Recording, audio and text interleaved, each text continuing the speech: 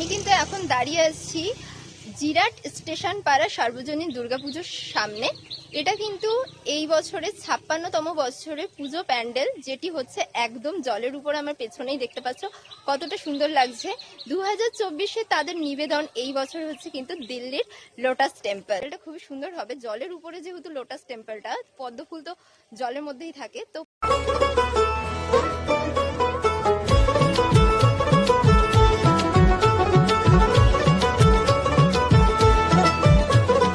মা দুর্গার আগমনে উল্লাসে আলিঙ্গনে মহামারী মুছে যাবে আজ। ঢাকের পিঠে পড়লো কাঠি, পুজো হোক জমজমাটি, নতুন সাজে সেজেছে আকাশ।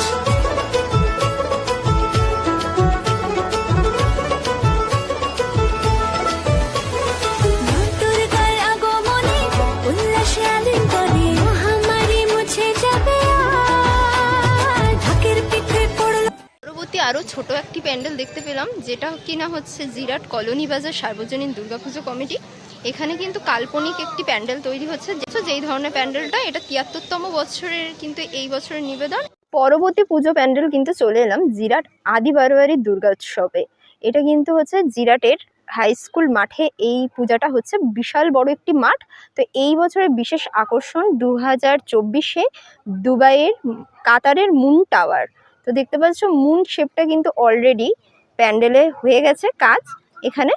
তো ২০২৪-এ এই বছরের আকর্ষণ কাতারের মুন টাওয়ার। আর এটা জিরাট হাই স্কুলের মাঠ। ৭৪তম বছরে পদার্পণ করলো এই পুজোটি।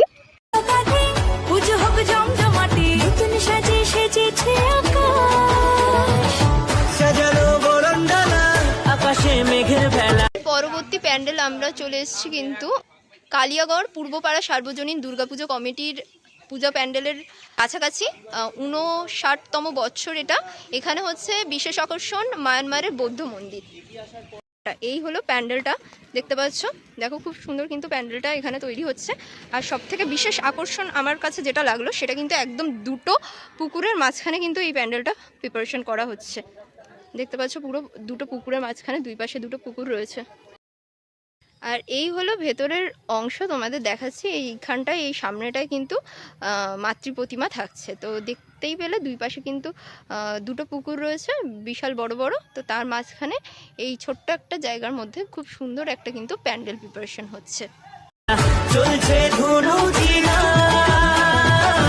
আসলার ঘন্টা বাজে, এলো নতুন সাজে, আকাশে পূজার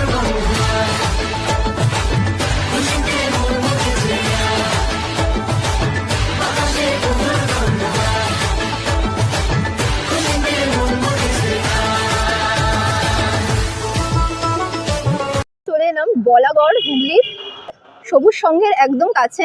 এখানে কিন্তু হচ্ছে দুবাইয়ের সর্পিল টাওয়ার।